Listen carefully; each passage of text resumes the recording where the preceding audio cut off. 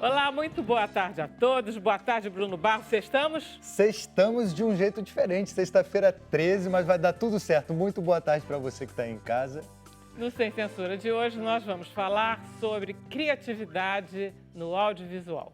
Bom, a cineasta Yasmin Tainá é fundadora do Afroflix, uma plataforma online que disponibiliza produções audiovisuais com pelo menos uma das pessoas negra na produção técnica ou artística. Ela dirigiu o curta Que Bela e recebeu o prêmio da Diáspora Africana da Academia Africana de Cinema. Muito interessante. Estamos também com o ator, diretor, montador, editor, etc., produtor Lipe Veloso. O Lipe ganhou 2 prêmios no Rio Web Festival pela série Reverso, que ele produziu com apenas R$ 250. Nós vamos então falar com ele sobre criatividade. E você aí de casa, é claro, está super convidado a participar do programa de hoje. É só colocar a hashtag Sem Censura nas redes sociais, mas se você não tem rede social e quer participar do Sem Censura mesmo assim, anota aí o número do nosso WhatsApp. 021, código de área aqui do Rio de Janeiro, o telefone é 99903-5329. Manda mensagem que a gente está esperando. Maravilha. Lipe, você já viajou para a França? Não. Já está aprendendo francês? Estou vendo algumas aulas no YouTube, assistindo algumas coisas para pegar alguma coisinha, pelo menos o básico, né? Quantos anos você tem? Tenho 25 anos. Tainá, quantos anos você tem? Eu tenho 27 anos. Gente, é muito bom isso aqui. Vamos lá. Só premiados. Só premiados, só gente. Os filmes de vocês são excelentes. Ah, obrigado. Tem uma cena no seu filme que eu digo, caramba, o que é aquilo? Que é aquele momento em que você reverte, você passa de trás para frente, todo mundo gosta disso, né? E que sai a máscara branca e ela vai ficar. Aquilo é muito bem sacado. É muito bem sacado, é muito bom. E a tua sacada daquele BG de teste de Paquita logo no começo te faz... Porque o áudio de um filme é engraçado, né, Felipe? Eu já vi muito filme. O áudio de um filme é a coisa quase que mais importante do filme. Sim, a gente pensa que é a imagem e o áudio é que dá a emoção do filme, né? Você usa isso da mesma forma. Mas vamos falar da vida de vocês? Porque dá, né? Vamos lá. R$250, dá para fazer filme com isso? Dá, até menos. Eu comecei a produzir com 12 anos, assim, com a minha prima. Eu chamei ela para gravar um curta-metragem. E foi uma brincadeira, mas uma brincadeira já um pouco séria. Eu já levava bem a sério, já desde criança. E deu super certo. Então, eu vi que essa era a melhor maneira de eu me lançar no mercado, produzindo. Você tem um vlog desde criança? Olha, não, desde criança não. No YouTube estão as coisas mais recentes. Mas eu tenho essas produções guardadas, eu não estão disponíveis porque eu quero ainda regravar. Fazer alguma coisa com elas. Mas você começou a registrar coisas tuas na internet com que idade? Com que idade? Foi com 18. Perdão, 17 anos. 17 anos. Tá. E tudo que você aprendeu sobre cinema, porque é totalmente diferente o caso dela, isso é que é delicioso, é internet. Internet. Edição de vídeo eu aprendi até com um aparelhinho que um tio meu tinha me dado de presente. Ele me deu de presente um aparelho. E aí eu buscava vídeos de edição, tutoriais de edição de vídeo, de efeitos especiais. E eu fui, assim, buscando aprender sozinho, porque minha família é humilde, eu sou humilde, então... Humilde quer dizer que não tem dinheiro? Não tenho grana para pagar um bom curso de cinema. Tá. Mas eu nunca coloquei isso como uma coisa impossível. Eu levo como exemplo o Zé do Caixão, né? Ele produzia filmes com poucos recursos, né? Olipe, o filme é todo feito com celular? Aquele filme? Não, foi feito com uma câmera em vertical. Cara, muito legal. legal. Essa muito sacada legal. foi muito legal, porque hoje em dia, né, a gente fala o tempo inteiro que você tem que fazer com tela a estética deitada. Instagram, né? Sim. E o que você quis fazer com tela vertical? Então, eu tenho uma grande concorrência no YouTube, né? Você bota lá, curta-metragem, aparece vários. E eu queria algo diferente, que chamasse a atenção do público. Então, eu fiquei pensando, o que eu vou fazer? Tainá tá entrando no ar, tá vendo? Tá entrando as imagens dele. E aí, o curta-metragem, eu busquei fazer nesse formato vertical para chamar atenção, e deu super certo. Chamou a atenção mesmo. Só que no início dava um medo de gravar em vertical, porque a gente tem um apego, né, ao formato convencional, né, que é o 16:9.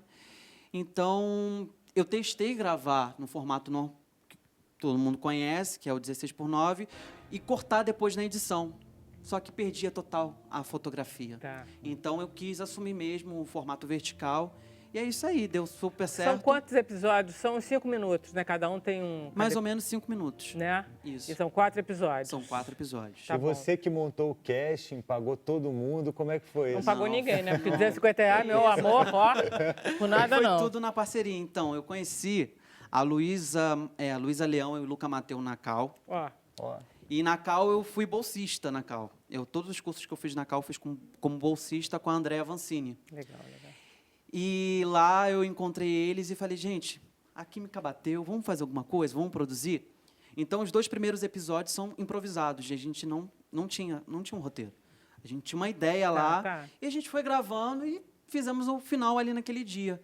Quando eu juntei tudo, fiz acontecer os 2 primeiros episódios, a gente levou um baita susto. Eu mesmo levei um susto. Falei, caramba, ficou muito legal. Rola. E aí eu me empolguei, escrevi o 3º episódio, convidando a minha amiga atriz Malu Vita, que se saiu super bem no personagem. Ela dá... É ela que grita, né? É ela que grita. Ela grita muito bem. Não, gente, é muito Marcou o difícil grito, gritar. marca. É muito difícil gritar. É uma das coisas mais difíceis. A verdade do grito. Então eu busquei é muito muita complicado, né? verdade nas gravações. A entrega de todo mundo foi muito real. Agora, sabe? vamos lá corrigir um pouco você, porque a moça humilde aqui, Aham. ela faz cinema onde? Eu estudo na PUC. Aí. Entendeu? Não é, não? Você conseguiu isso porque você batalhou muito porque você queria fazer cinema na PUC. Eu comecei a estudar cinema na Escola Livre de Cinema, em Nova Iguaçu. Depois eu fui estudar jornalismo numa outra universidade. E aí eu recomecei os estudos em jornalismo na PUC e depois eu fui para o cinema. Eu gosto muito da tua história porque você é de uma área rural de Nova Iguaçu. Mais ou menos. Não, mas Não você chega- tem contato com a terra. Eu Sim. garanto que o Felipe tem menos contato com a terra do que você. Ou eu, ou o próprio Bruno. Mas como é que você começou, eu gosto muito da história do seu pai, a assistir filmes, a ver os clássicos? Não foi na internet. Isso há 15 anos atrás a gente não tinha um acesso à internet tão popular como é hoje. Era né? internet de escada, Era né? internet de escada. E também a popularização, enfim, dos DVDs e tudo mais. Então, o acesso aos filmes foi muito por meio de DVD, que meu pai comprava ali no comércio de Nova Iguaçu e tudo mais. DVD pirata. Isso, Piratão. pirataria. E o que ele comprava? Quais filmes? Teve uma vez que ele me deu ele comprou a coleção do Charlie Chaplin, que tinha uma banca que vendia filmes antigos no comércio ali no centro de Nova Iguaçu. E aí ele achou uma coleção de Charlie Chaplin e me deu, assim, Tempos Modernos e todos os clássicos do Charlie Chaplin. Foi uma coisa que me marcou, assim. Eu nunca tinha, assim, claro, a imagem do Charlie Chaplin é muito popular, né? Tem quadrinho e mas tal. é diferente ver Mas a coleção é diferente. toda, né? É diferente ver Você o tinha filme. quantos anos quando ele comprou essa coleção? Uns 13 anos. E você 12 gostou? anos. Gostei. Porque eu lembro quando eu era, assim, tinha essa idade também, na Cal um pouco mais velho, e eu achei Achou muito horrível, chato né? o Charlie Chaplin. Você gostou de cara? Eu Foi gostei, porque eu acho que por conta da mise-en-scène, assim, né? Ele usa toda uma engenharia, assim, para contar a história, né? Uma coisa enorme, né? Então, acho que isso me fascinou de alguma Ela forma. não era uma menina que assistia filme. Então, Já com olhar de já cineasta, ficou uma... gente. Eu adoro muito a história quando o seu pai é entrevistado e que ele diz assim, eu achei que aquela menina que tinha mania de ficar limpando o disco de vinil da avó ia gostar muito de coisa velha. Aí eu peguei os DVDs velhos que tinha lá na feira em Nova Iguaçu e fui dando para ela. E aí virou uma cineasta. Sim. E o teu primeiro filme já é o Cabela? Não, antes eu tinha experimentado. Eu venho de uma escola em que a escola de cinema tinha uma coisa muito forte com a experimentação da palavra, do corpo e do território. Então, isso foi o que me impulsionou assim, começar a fazer videoarte. Então, eu fiz bastante coisa antes do Cabela, né? É uma escola já para experimentar a linguagem. Então, já começa entendendo a estrutura, entendendo essa contação de história a partir do que a gente tem em mãos. Então, entender também que o que é o setor do audiovisual, como fazer cinema, né? Então, quando a gente pensa em fazer cinema, é uma coisa muito cara, tem que ter a câmera e tudo. Então, a escola estimulava a gente a fazer cinema com o que a gente tinha ali disponível. Enquanto isso, o pobre garoto lá, autodidata total, lá sofrendo para descobrir um tutorial. Bom, mas tem a segunda parte da história, que é a origem do Cabela, como você chama, que está todo ligado a esse cabelo afro que você aí realmente, quando liberou, jogou lá para cima. Sim. E que tem uma entrevista com a tua tia, Zilma, que ela diz, porque alisavam o cabelo dessa garota. Aí ela diz, mas eu achava que ela gostava, ela ficava tão contente quando ficava sacudindo o cabelo, mas não é bem verdade, né? O Cabela é um filme que conta a história de uma menina negra, né, que está em período de transição. É um filme baseado num conto que eu lancei na FLUP, que é uma feira literária, festa literária das periferias, e conta esse momento de transição. Então, o filme tem uma estrutura, o roteiro do filme todo é estruturado nessa ideia da transição capilar, né? Quais são as transições que se vive durante uma transição capilar? Essa descoberta da negritude, que é, de alguma forma, uma libertação também. Essa libertação do alisamento. Uma libertação, não acho que é maior do que isso. Eu acho que tudo bem se uma pessoa quiser tá alisar, mas eu acho que... você não está falando disso. Sim, eu estou falando de uma outra perspectiva, assim, que é essa coisa da transição capilar e tudo mais. Com você foi tranquilo esse período de transição? Foi mais ou menos, assim, porque é um período de muita adaptação, né? Então, é realmente um renascimento. A gente brinca que o filme mesmo fala dessa perspectiva do renascer, né? Então, o processo de transição capilar, esse processo é um processo de renascimento também, de alguma forma. Que é um pouco aquela cena, né, do tirar algo que não te pertence. Porque, na verdade, deixa eu contar a cena para vocês, que a gente não vai ver. Na verdade, é uma personagem que pega uma tinta branca e passa no rosto, né, que é esse processo violento de você embranquecer as pessoas. Só que ela faz o processo, ela inverte. Então, ela, na verdade, está branca, já toda lambuzada, e ela vai tirando. E ela fica, naturalmente, com aquela pele negra bonita, brilhante. Então, fica muito bonito visualmente. Porque é muito natural. O movimento é igual, de tirar e de pôr. É a mesma coisa. É um truque de montagem ali para falar um pouco bacana. Do conceito principal do filme, que é o tornar-se negro, né? Que é um pouco essa reflexão sobre a importância da gente celebrar a negritude e ser quem a gente quer ser. O que nos leva para o Afroflix. Sim. Aí você resolveu fazer essa plataforma. Como é que ela funciona? Durante a pesquisa do filme Cabela, eu vi que tinham muitas produções dirigidas e escritas por profissionais negros do cinema. No entanto, as escolas de cinema narram a história do cinema só considerando o Ocidente, né? Então, quer dizer, os outros cinemas feitos fora do Ocidente não são muito considerados, né? A Europa, que eu quero dizer, né? A Europa é esse cinema europeu, então o cinema africano fica de fora, o cinema brasileiro feito por pessoas que não são as mais conhecidas dos movimentos mais clássicos de cinema ficam fora dessa bibliografia. Isso é um apagamento. Então, a Afroflix, durante a pesquisa do Cabela, eu encontrei muitas produções, entrei em contato com produções dos anos 70, 80, enfim, tudo isso, e vi que a internet disponibiliza tudo, mas está tudo aí. Se o seu algoritmo não permite que a sua busca na internet é diferente da minha. Então, muita coisa chega para você e não chega para mim e vice-versa. Então, a ideia de lançar a plataforma era para organizar esses conteúdos de forma que as pessoas, de fato, pudessem ter acesso a isso, porque cinema é para todo mundo. né? Então, a gente tem que saber o que o nosso país produz de verdade, que às vezes o circuito Quando é que você tradicional não inventou coloca. o Afroflix? Quando é que Foi você ali jogou logo na internet? depois do Cabelo, 2017, 2016, 2017. Quer dizer, de lá para cá você já conseguiu patrocinar, qual seria o termo?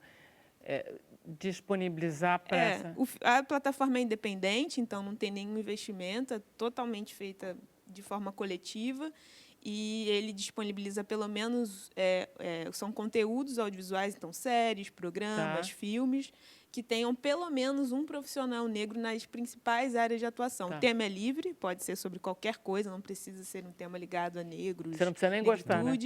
E tem que ter uma área de atuação assinada por um profissional negro, que é roteiro, direção, produção ou protagonismo. Yasmin, por que é tão importante ter um negro escrevendo para negros ou não negros? Eu acho que assim, o nosso país não reflete assim, dentro das áreas, né, dentro da indústria, infelizmente a gente ainda não reflete o que é o Brasil de fato. Assim, os profissionais envolvidos, seja na televisão, seja no cinema, enfim, a gente tem uma grande dificuldade assim por conta desse racismo institucional, que essa cena também traz um pouco dessa reflexão, não permite que a gente tenha essa reflexão de uma população que a maioria é negra e, no entanto, as áreas de criação, de pensamento e de decisão, essas pessoas não estão nesses lugares. Então, é fundamental que, se a gente gosta tanto de dizer que aqui é um país misturado, que a gente é tão diverso, que isso esteja presente também nas construções do pensamento do Brasil. Se não partir de você, não vai partir de mais ninguém. Vamos lá fazer um intervalo? Rapidinho, a gente volta. Já, já.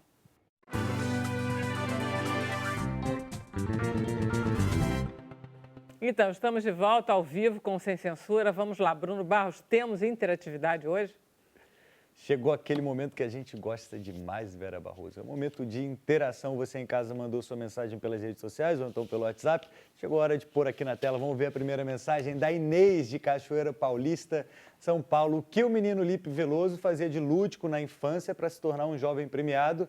E qual a principal adversidade que a Yasmin usou para seguir no seu sonho? E aí, respostas? Vai lá, Felipe. Lúdico. Difícil essa resposta. Então, eu sempre fui apaixonado pelas obras do Monteiro Lobato. Eu sempre fui apaixonado por Sítio do Pica-Pau Amarelo. Quer dizer, antes de ser apaixonado pela internet, você lia? Não, eu assisti o programa. Ah, tá, assistia. Então é televisão. Legal. E eu assistia muito e eu, inclusive, criava as máscaras, né? Eu ia num sapateiro, pegava as caixas de papelão, deixava os brinquedos de lado e criava as minhas máscaras. Fazia até a máscara se mexer, a boca se mexer, igual da Cuca. Sim.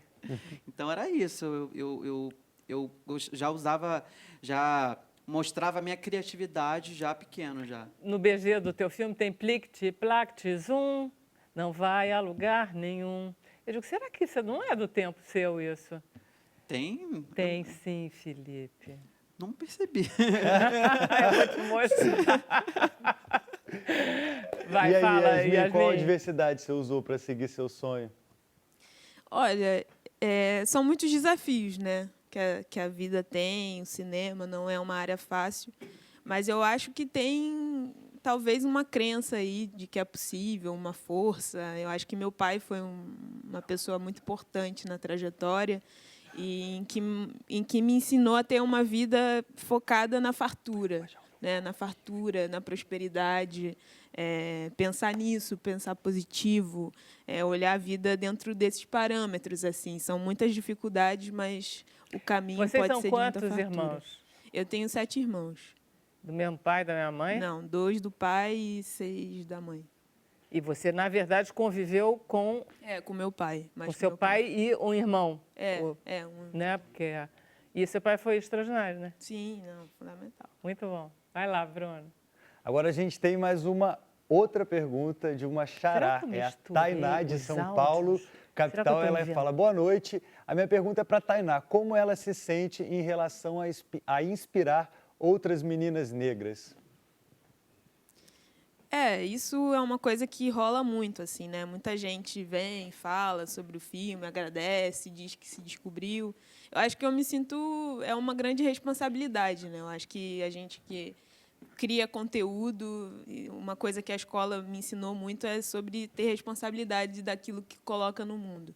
E eu fico feliz assim que o trabalho está sendo possível, que o trabalho está chegando de alguma forma, está estimulando, mas que eu faço parte de uma geração que tem estimulado isso também, né? Que eu não sou a única, né? Eu não estou sozinha nessa. E que somos uma geração de mulheres negras que estão falando, que estão pensando, que estão pautando. Então, para mim, é mais nesse sentido assim da inspiração, de saber que eu faço parte de uma geração que não está calada, que está Isso é podendo importante, falar. sim. Tem toda a razão. Vamos lá, Felipe. É capaz de eu ter inventado um áudio. Não. Eu devo ter deixado um áudio interferir porque no não seu, tinha isso, para não. você não reconhecer, evidentemente, que você que fez essa porra de filme, que editou frame a frame. Frame a frame, eu assisti A gente várias sabe vezes já. exatamente.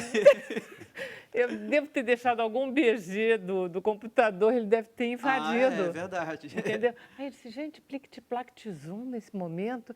Interessante, é uma meta-linguagem interessante. Alguma abinha ali que você deixou aberta. Mas olha lá, vamos lá. Esse prêmio que você ganhou, o que foi, como é que foi isso?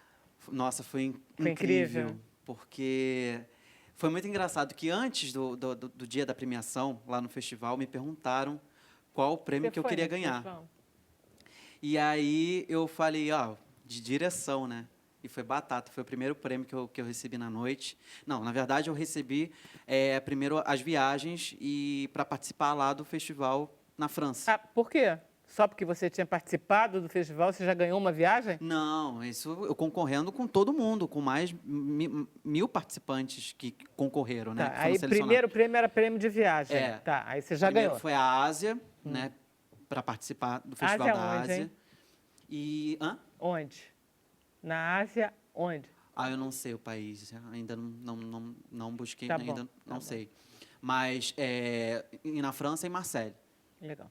Esse vai ser bem legal. Me falaram já algumas coisas sobre o festival. E eu estou muito empolgado. Minha primeira viagem, né, de avião também.